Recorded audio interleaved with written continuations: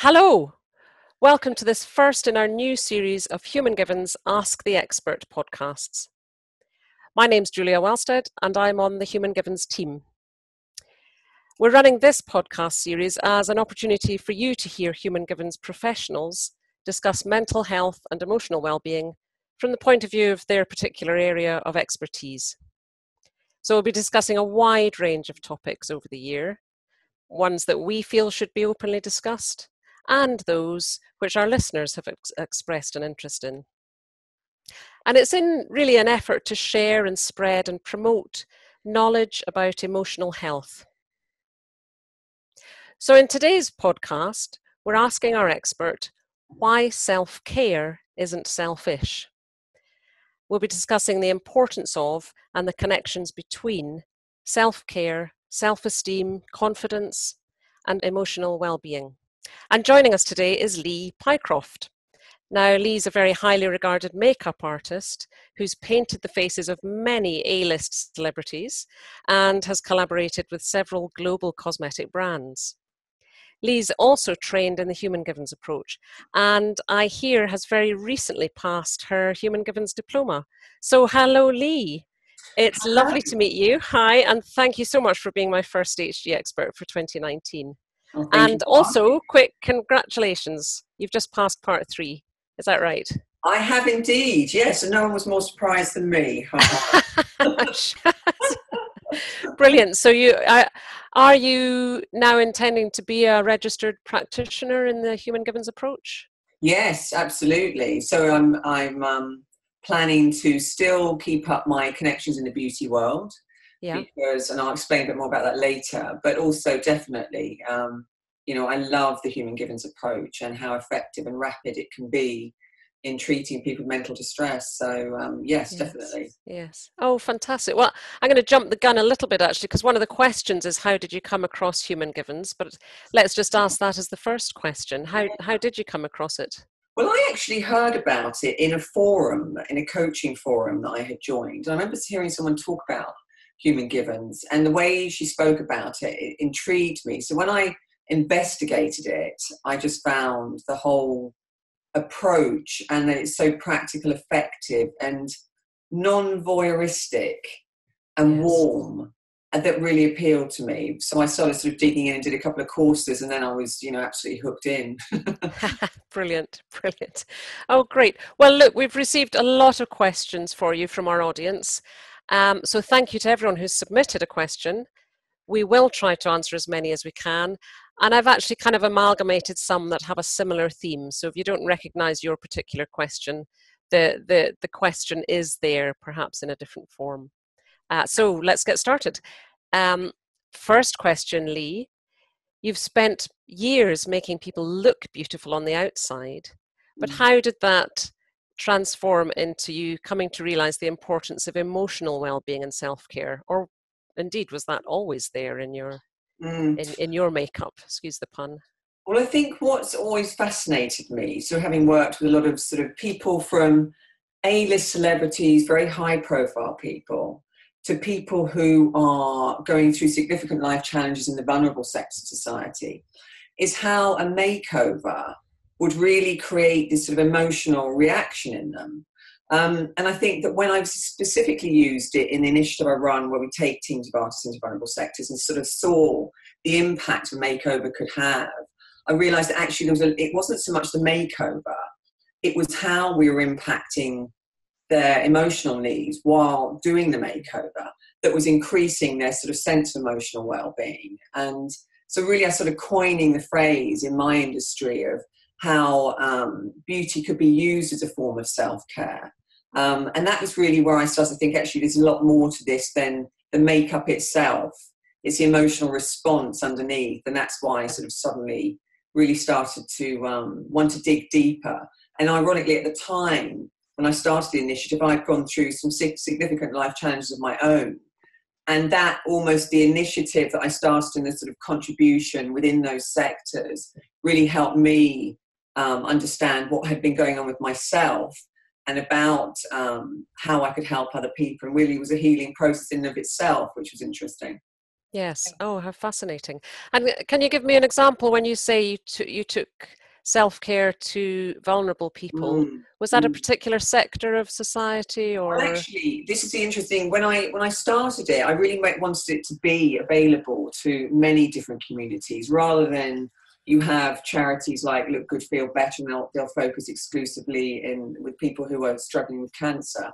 But I wanted it to be people, women who are going through domestic abuse. We've done events for Help for Heroes, for the carers and the war veterans themselves. We've created events for people to do with this charity called the Good Grief Trust, where there's people who are struggling with bereavement. We've done, events for people with multiple sclerosis. It's a really broad section.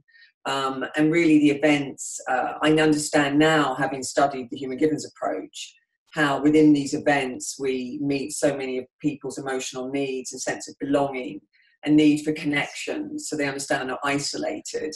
That and it was sort of it's been a very moving and warming sort of understanding of what it takes to be, to go through challenges and what human beings go through. Yes, yes, how fascinating. And I think we will touch on the different needs that are met Mm. during that self-care process, but you mentioned just there the need to connect, which of course is one of our emotional needs, isn't it? Yes, absolutely, yeah. And I think that when going through these challenges, that certainly people who have brought these events to, it's that feeling of isolation, that I'm alone, that this is only happening to me. Yes. And the struggle with that, and the loss of control and safety and certainty in their life. So in creating these events where we bring these beauty teams in and give someone a makeover, they get to meet lots of other people who are going through a similar situation, and would form different friendships and sense of, being part of something again. Yes, so they're finding a community within that, really, Absolutely. aren't they? Yeah, Yes, yes, totally. yes, Totally. yes. And we'll trip over some of our other needs as we go down this list of Yes, questions. absolutely. There's a few more in there, obviously. But that's it. You've mentioned security and control there already. So, yes. The next question on my list here is, why is self-esteem and self-care so important to our emotional well-being? So that's quite an umbrella question, isn't It's it? an umbrella question. Yeah, well, I Yes. think, sort of a healthy self-esteem is going to help people meet their emotional needs. And I think that, and when I use the term self-care, I'm using it in a very broad sense. People often think of self-care as sort of, a bit of a pamper, Yeah. but I think it's a much broader sense in understanding what it takes for us to live a healthy emotional life. And, when we understand what our emotional needs are, which is obviously the basis of, having good emotional health. When we understand how self-care is, really expands over that as well, it's a sense of how we can function at our optimum, then I think that gives us a sort of clear understanding of how we can meet our emotional well-being in a sort of sustainable and healthy way. But without a sense of solid self-esteem, it can be difficult to do that. And I think if we unpack a little bit about what self-esteem means and what, Yes. as I explained a little bit about self-care, but sort of someone with good self-esteem, I think, has a sense of their own value and worth. And that's come through experiences they've had in their life where they perhaps succeeded at them and tested out their own skills in the real world. Yep. Where someone with poor self-esteem perhaps has exaggerated and damaging, sort of exaggeration of their shortcomings, if you like, and a lack of objectivity. So they perhaps might downplay all their good attributes. So low self-esteem can sort of be quite a strong emotion. And this sort of lack of sense of self can be a block to understanding how we can live a sort of fulfilling life and meet our emotional needs, really. Yes. Yes. So I think, Absolutely. we sort of, you probably remember, Julia, some years ago there was sort of projects brought into schools where, children were told all the time how valuable they were just for being, there. But it's Yes. that sort of, without being able to test ourselves in the real world, we can't build up the resilience and the self-esteem and experiences that affirm our place in the world and our value. Yes, yes. So I think it's, and that's how much like that webinar you did on resilience, self-esteem is built in the real world through experience. So I think when we Absolutely. have Yes, yes. And a, also the difficulty with an artificially inflated self-esteem, of course, which that yes, exactly what you said about if you just keep telling kids they're brilliant for no specific reason, it can yeah, inflate the self-esteem and actually cause a huge fear of failure. So it's yes. better to do nothing and just keep this little bit of praise going than actually attempt to do something and fail at it. And Yeah, totally. And I think, yeah, when there is a solid sense of self-esteem, there's a much broader objectivity about failing and about the ability to be able to get up and not make it all, fall into the three Ps, if you like, of making it all permanent, personal and pervasive. Because I think, yes, very low self-esteem, it can sort of be, because it's easy to fall into three Ps and make it all personal and pervasive and permanent. It doesn't then allow us to grow in the way that we would when we have a better sense of self. absolutely. And so when there's two things in my mind and two questions in front of me that mirror that, so that's good. um, it's a can you differentiate self-esteem from confidence? What are the sort of Yeah. differences there? So I would say so self-esteem is this sort of broad sense of self. And I would say confidence is more in context. So you might have someone, and indeed I've known, say, great actors, and they're able to appear in a blockbuster Hollywood film and be confident in that context of that environment and that skill set. But they might then, in other areas of their life, be having very difficult and troubling relationships with people. Or you might get somebody who's a great chef and is really confident in that context, but then really has a terror of public speaking. So I think it's really, confidence is about action-based things. Yes, But I think when you have a broad sense, a good sense of your self-esteem, it is easier to try different things out and become more confident with them. And yes, I and think, take that confidence that you've got in one area of your life yes, into a new or different area. yes, and try out again, because obviously when we're building confidence in anything or trying anything out, there's a process to go through. We don't just instantly get there. If we're learning something, there's a process of going through different experiences in order to get to where we want to go. And it's the going through those different experiences that builds the confidence. Absolutely, and learning that you can fail and get back up again, Yes. of Yeah, I mean, course. that's one of the Yes. greatest skills we can learn. Yes, yes. And the other side of that question that was in my mind was, and is indeed a question someone sent in, can you define self-care then? Because you've already said it's Mm. wider than just the pamper session. So what else would be included in that So self-care? I would think, self-care to me is about having healthy rituals in place. There's a bit of power in a ritual. And I think it's about, remembering we're a mind-body system. It's about, exercise, the food we eat, what we feed our mind with, the friends we hang out with, the contribution to society, how we stretch and achieve and get that sense of, how we get a sense of purpose in our life. And it really does, which are all emotional needs. It's about how we can use self-care in order to create that environment for ourselves so we can live our Yes. most healthy life. So, when I talk about it in my industry, in beauty, for example, because a beauty ritual is a ritual women will go through, and indeed men, to groom themselves every day. And I'm sort of saying, well, how can we do that more consciously? And how can we understand what comes up in the mirror? Because people have, all sorts of emotions that come up when they look at themselves in the mirror, especially coming from my industry, which is very focused on the way people look and their appearance more than perhaps who they're being. Because that's Yes. how that need for status is almost met. The sort of implicit message being, if you look a certain way, you'll be on this billboard and you'll be in a reality TV show and you'll be paid lots of money. This is the sort of underlying message. Yes, but you're sort of not allowed to have a bad hair day, basically, You're are not you? allowed to have a hair day. And especially with social media, and it's sort of promoting the edited highlights of someone's life. Yeah. And everyone's one filter away from looking fabulous, which is not Yes. reality. Yes. So, I'm talking about how can we be more conscious with what our beauty ritual involves, and the dialogue we might have with ourselves, to make it more of a positive intention to it, rather than just all about, well, I have to look a certain way in order to feel a value.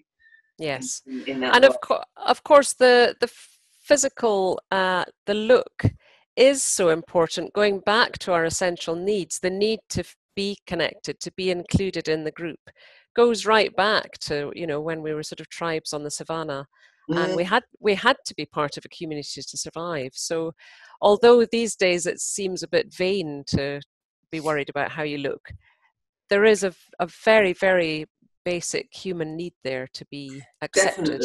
Definitely. And I think that, I believe I've worked in the beauty industry for a long time. And I think I've seen the positive benefits it can have with people, but it's like anything, it's a balance. And if that becomes the defining way, yes, we get a sense of belonging or a sense of connection, a sense of status, to feel significant, then it can be out of balance. And especially in an industry where status is quite a big thing, then that can almost compromise the need for belonging and intimacy. If you have to feel that important to feel a sense of connection with someone, that can be a block. You have to look a certain way to connect, then that can be a block. So it's like everything, it's that balance. Definitely, take care of the outside, but also, unless we're paying the same attention to the emotional well-being, then it's going to be hard to strike a balance. Absolutely. And that actually answers the next question, which is, many use makeup to increase self-confidence, but what are your thoughts about that? What's going on the inside? So of course you've really spoken about that. And I think the other interesting thing is, what were we saying? We were saying recently, who was that wonderful Pat, which talks about different characters. Pat Williams, yes, who does the storytelling course. Yes, that's right. And calling upon different characters within us when we need them. And I think that almost, people can use makeup to create an identity and call upon those different characters. It's like putting a different hat on, isn't it? Yes. It's a tool, I think, is how I would see it, And I think as long as it's not overtaking and you're using it to hide behind because you don't feel valuable enough without it, or with less on, or whatever it is, then it's all good, Yeah, absolutely. Yes. So being confident is very powerful and attractive trait. Many of us look at influential people who are leaders and would probably describe them as confident. So that, again, we're meshing all these questions together here in this discussion. But that sort of question of how do we build that confidence and feel good about ourselves? I think we've kind of covered that. But I'll go on to the next question, which is, we know that self-care can improve our health and well-being and wellness, but it can also seem like a daunting task when you've got a lot on your plate. So how do you find time to self-care, and do you have a ritual yourself, and how do you know what works best for you? So I think this question is asking you, Lee, personally. So what do you do? But also broadening it out to how can we work that out and fit it into our busy lives? You see, I'm a big believer in making self-care work for you and breaking it down into sort of bite-sized or pockets of time in the day, I would say. And I think that, when we understand what our emotional needs are, it's a huge breakthrough for people. And I think because in the public, it's so common to know what physical needs are, but to really understand what emotional needs are and how we can meet them easily and effectively. So for me, it's a balancing act. And some days I might be a bit off, but it's being able for me to tune in to how my body feels. If my stomach is churning and I know that I'm at full capacity because I'm either taking on too much, I'm not giving my brain literally time to log off and process what I've learned, I can become overwhelmed. But you see, before I did HG, for example, I didn't know that. And so I spent a lot of my time in this sort of whirlwind of feeling overwhelmed. Yes, but not understanding it and not knowing what to do about it. Yes. And, I think that a bit of sort of education and understanding that, and then, breaking off when you're feeling that sense of slight overwhelm during the day, taking the time to understand what 7-11 breathing is. And if you feel that sense of overwhelm, you feel that sense of agitation, being able to activate the relaxation response. It's making time to connect with friends, and being proactive with that. Because I think with technology, we're connected in a very big way, but not connecting necessarily from a human perspective, which is causing a lot of issues. And it's interesting because I do a lot on social media, seeing how this message is starting to filter through, because there's so much more awareness now. And especially I think we'll find in 2019, it's going to be the year where people speak a lot about mental health and emotional well-being, especially in my industry as well. It's definitely finding its voice, isn't it? Yes, absolutely. It's fantastic, because the more the general public have access to this kind of content, the more everyone will be able to apply it to their own life. So with self-care, it's really, what is it that I want to feel? And we're talking about sort of sense of connection is such a huge one. Or if it's a sense of you feel out of control in your life, what are the small moves you can take that will bring more control into your life, or that sense of more control? And I think it's just working that out to be able to implement these small pockets of time in order to generate that emotion and to meet those needs in a sort of sustainable way. Absolutely. I think within my own life, I'm just thinking about this as you speak, what I would call my self-care is to find that time, first thing in the morning, either go for a walk or maybe do some yoga or some sort of exercise. And what, apart from just being physically fitter because of it, it gives me that time to put things into perspective, to work out what the day has. I usually do this first thing in the morning, so I've got that time to just work out what's in store, what the priorities are, when I'm going to have some breaks, when I'm going to see some people. And also I think another of our essential emotional needs is that privacy. And just having that time actually on my own with that bit of space, for me, that's one of my key emotional needs. They're all vital, but I think for each of us there can be some that are more important than others. And I think it's that what you're that's sort of setting a sort of focus and intention for the day, a plan for the day. And our brain's amazing, isn't it? And the way we're programmed, we'll set a focus on something and look to complete it in the environment. So we sort of plan the day out, and then it becomes a lot clearer in how our day is going to unfold. Absolutely. Then we often see that's how we complete things in the environment. It starts off as a sort of thought process, doesn't it? Yes. So I think that's a great way of also feeling a sense of more control and absolutely, safety, and the day is mapped out. Yes. We know where we're going, where we're headed, and yes, how to factor in those pockets of time. Yes. And then somehow or other, because we've focused our brain on that, even when other things interfere or crop up, you've still got that sort of overall framework. I don't know, just personally, I tend to feel less overwhelmed if I've got that overall plan still there. Yeah, definitely. Even when it changes shape quite significantly. Yeah, but it's like there's a framework to come back to, and I think that is can help sort of keep the day structured, if you like. Yes, absolutely. Just moving on to the next question.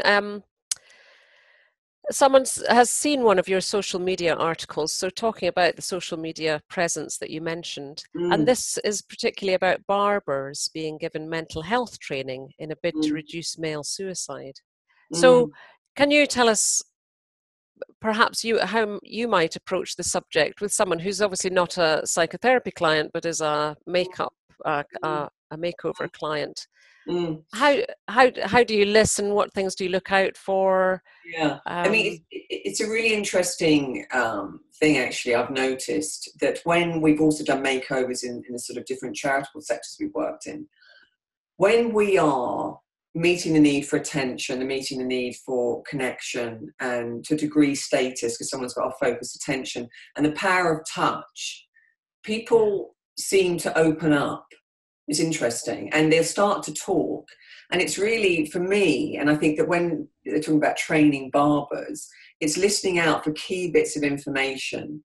If someone is talking about something they're going through that's significantly challenging for them, maybe they're not sleeping properly, maybe they're going through a breakup, maybe they use words like I'm feeling overwhelmed, or they're not eating properly. These little signposts can then alert me to maybe ask a sort of open-ended question about that. Maybe if they're, do they have support? Are they connecting with friends? Are they still doing things they used to enjoy? You know, it's that sort of, when you notice people withdrawing from the activities they used to enjoy, for example, would be another signpost saying that something's maybe not right here. So I think it's quite a clever idea, I think, because people do open up in these sort of environments where they're getting a sort of makeover. And I think it's a great opportunity to be able to understand and listen to someone, understand from a barber's point of view how they would actually listen to a person, and reflect back perhaps some of the content of what the person has said. So it completes that sort of emotional arousal, if you like. Yes. So I think but there's definitely... probably without, because you can't actually turn it into a therapy session. No, absolutely. It must have to be quite subtle so that the Definitely. person feels listened to, and of course that's that exchange of attention which is so important, and as you say, touch, but they don't feel they're then having that solved for them. Totally. And I think this is it's almost like when someone comes to a therapy session, they've made the call. They often feel better because they've taken that action. And what often happens in certainly the makeovers I have witnessed in the sort of sectors we've worked in, when someone has the opportunity to talk in a non-judgmental environment, because it's almost like they don't know the person that well. It's the sort of classic speaking to the stranger almost. Yes. And they get out this sort of emotion, they emote for a bit. Yes. And the person is receptive and they listen and they're not trying to solve it, then that can be helpful in and of itself, really. Yes, absolutely. And there's that classic thing of, when we're walking or driving, we find it easy to talk because we're not actually looking at each other. It's sort of direct contact. Yes, and the mirror. I always think the mirror in a barber's shop or a hairdresser's shop is that sort of slight disconnect, that dissociation, which makes it easier to talk. So it's a very important place for people to go in order to feel better. So that, it's yet again another aspect of healthcare, isn't it? Yeah, of self-care, sorry. Yes. And it's interesting because when we were, some of the events we put together in the different vulnerable sectors, it's interesting because we might have done, a manicure on someone who's gone through domestic abuse and they've gone out and bought themselves a nail polish. And you may think, well, that's pretty insignificant, but it was a very small step in believing or starting to build self-esteem, starting to build that sense of value in themselves. Yeah. They then went out and sort of took an action to better themselves or to get out of the situation they're in. And it could actually just be that they've been able to make that choice because perhaps the abuse took the form of not allowing them to the control aspect. Yes. Yeah, absolutely. So, and it's these very small actions that, of course, build up over time. So I think it's an interesting, beauty, and it's sort of often traditionally been thought of as being skin deep. But my experience of it is it can go a lot deeper when you understand someone's emotional needs and can bring it into different communities and different ways of giving a makeover to someone that can really help in the long run. Yes. Something, Lee, that you mentioned when we had a chat before which I had never thought of before, was women during the war wearing such bright lipstick, and that being a sort of a badge of bravery, or making yourself feel braver, or we were talking about the question earlier. Actually, someone spoke about how can we use makeup to increase confidence. Yes. And I think that's that calling on those different characters within ourselves. Because something like a red lipstick is significant with starlets and sort of World War II, and however disastrous things appeared at the time, women would still wear a lipstick. And it's that sort of significance that's symbolic of bravery and courage, or being seductive or desirable, or whatever context you see it in. So I think, it's the association we have with something that will give it a certain significance to us, Yes. So I think, I've certainly seen, red lipstick used in many different ways. And when we've used it funnily enough, in the different vulnerable sectors, because it will sort of give someone a new visual reference point of themselves when they look in the mirror. It's really quite interesting seeing their reaction, because I think it's never about the makeup, but the emotion we get as a consequence of wearing it, that is so interesting. Yes, absolutely. A question which we've probably mostly covered, but because someone has asked it, I will just get it out there, and I think it's very important. This person has a friend who she says always looks perfect, flawless, lovely clothes, makeup, nails. And recently she told the questioner that she's suffering from depression. And the questioner felt ashamed to not have spotted the signs. Now, we've really covered that in a sense, but I think that can be, as you said earlier on, it's that mask that can compensate for what's going on inside. And it is that sort of sense of that sort of security of that ritual of creating that look every day, that then you go out and it's that sort of control element again when everything else seems out of control. And it's interesting because I've sort of spoken to people, who've been, I remember doing an interview with a journalist, and she'd been through this grieving process with her father. And she would say, I don't understand why I got up every morning and I put my makeup on. And it's that security almost of this is what I'm going to do now, and be able to plan it and put on this face to be able to. It was interesting, the reframe I used with her was to sort of show up at his memorial service in order to honour him in the best way she could, and be able to sort of say, a few words about him. And for her, it just gave her this sense of control over the way she looked, even if everything else felt out of control. Yes. So I think, some people will use that as a way of trying to sort of maintain some sort of order almost. And it can be difficult to spot those signs. But it's like, when we were talking about the barber just there, listening out for those different cues, if you like. Yes. Or if your friend appears that way, but you notice she's not showing up for social functions anymore, or she's not contactable, or something has changed in the way you communicate with each other. But I think this is where these podcasts are great, because more people will know what to look out for. Yes, of course, yes. And also the other sort of flip side of that I was thinking was, don't assume someone's okay just because they're looking great. Sometimes at a funeral, you might think, well, crikey, she's found time to get her hair done and everything. She can't have been weeping and wailing that much. Yeah. But actually, it's that very act that has helped her to get out the door. To get out the door, exactly. Yeah. Yes. Yeah, absolutely. Yes. So it's very important stuff. A slight change of tack here, but obviously it's all on the same theme. When does having a bad day or having a bad week or a spell of time turn into having mental health problems? When should we actually go, something's wrong here? Because obviously we can all have a bad day, we can all have a bad phase. Yeah, I think, it's a classic when, we find that our sleep's very interrupted, we're not eating, we're just feeling an absolute sense of overwhelm, withdrawing from activities we usually enjoy. It's trusting your instinct in that when things just don't feel right and you're not able to cope in the way that you did, then I think, I sort of use this sort of time frame of a couple of weeks. If someone is really feeling totally overwhelmed, not sleeping, ruminating, just churning over things, not speaking to anybody about anything, then I think it's time to sort of go and speak to someone. Yes. Because I think that, if you were feeling physically ill for a couple of weeks, you might go and ask your local GP for some help, but it's exactly. often sort of try and hide it because, feel we should be able to cope.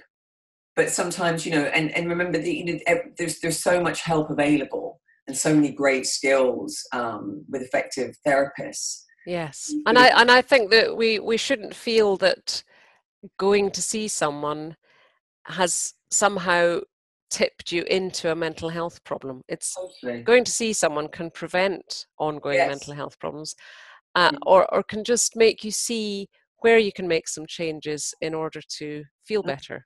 So it can be a simple thing, as you say, a bit like going for a checkup at the dentist or going to the doctor because you've got a few worries about something. Yeah, totally. Yeah.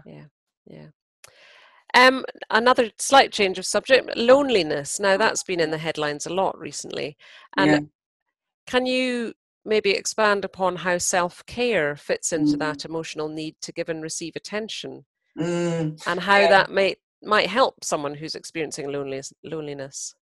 Yeah, I mean, it's an interesting loneliness, and it's sort of, I think it's such a big issue now. And again, with tech's great, but not when we're not meeting up anymore. And I think self-care is what I was saying earlier about being able to understand what our needs are, and if you understand the need to give and receive attention and to be actually with someone in person, and how if you're not getting that, what are the small actions you can take in order to, whether it's to join a community of like-minded people where you actually get human contact, where you can go and maybe contribute some of your time somewhere, which will get you out and connecting with other people and part of a community again. Because it's that sort of breakdown of families and communities that's causing a lot of the issue around loneliness.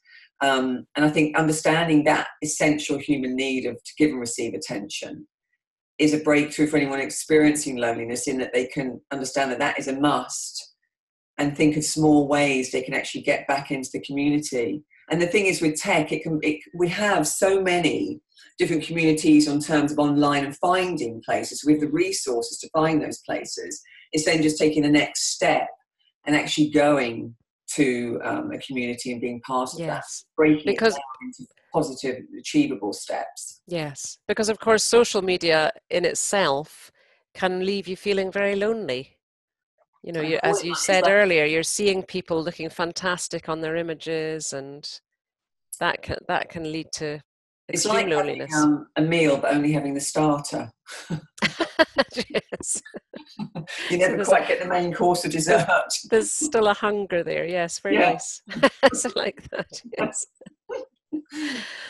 Well, Lee, that's all the questions we have time for today. But I just wanted to ask a bit more about your own career. What's happening? You said at the beginning you're still doing makeup, but also beginning to do therapy. What's the sort of what have you got in store? You see, in the beauty industry, which is a multi-million pound industry, and the way I have seen things change, the landscape change over the past few years, is that more and more people are talking about well-being and what it takes to live a healthy life. And this goes back to, if you look at it over a broader view than just my industry, to sustainability, environment, even veganism, people more interested in their well-being in general.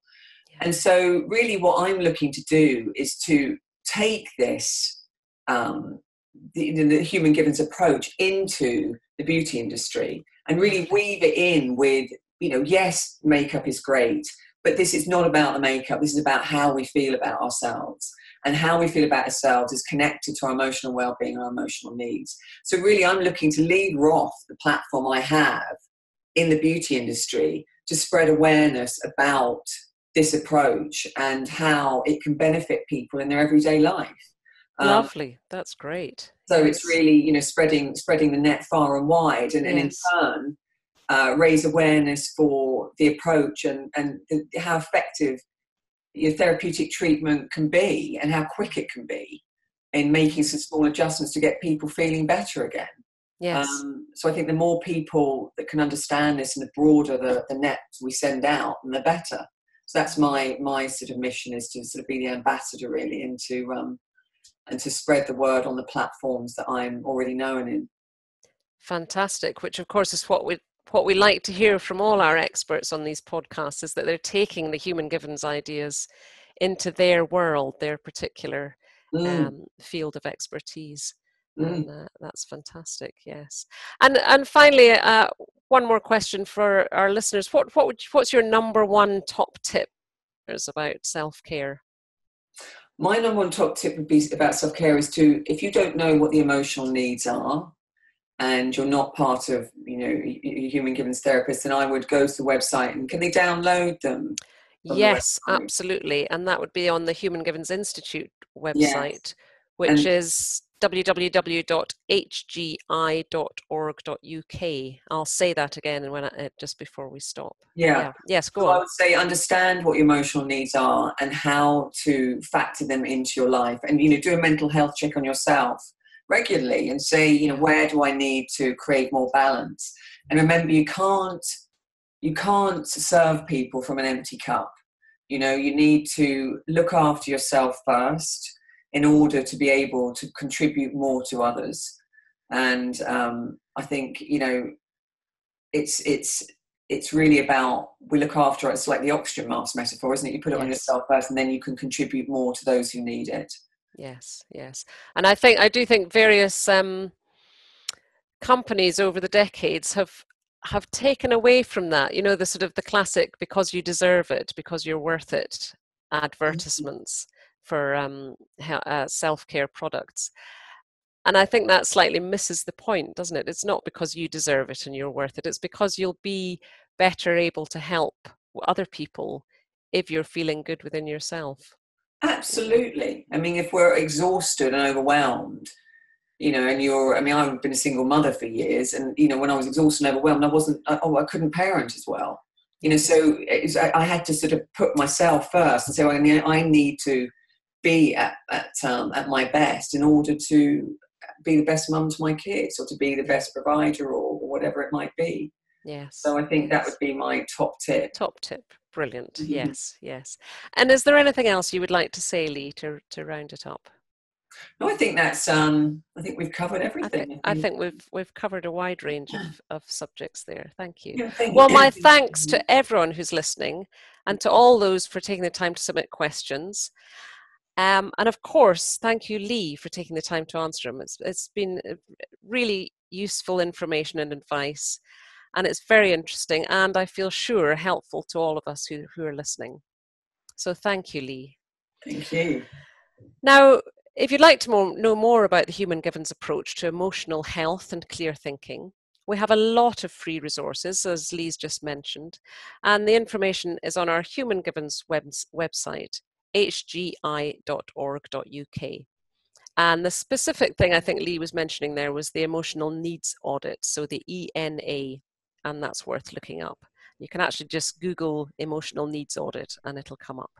And if you're interested in exploring our training options, both online and attended training days, please visit our Human Givens College website, which is www.humangivenscollege.com.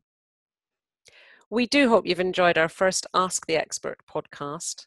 We have a wide range of topics being covered in our podcasts over this year. The ones I can think of off the top of my head: children's mental health, postnatal depression, antidepressants, relationships, and lots more. So do listen in. And indeed, if you have a subject you'd like us to cover, please do get in touch. This podcast series is for you, and we'd love to hear your thoughts. All our podcasts will be shared on our social media accounts, so make sure you like or follow us, please. Now, thanks for listening, and we hope you have a good day. Bye for now.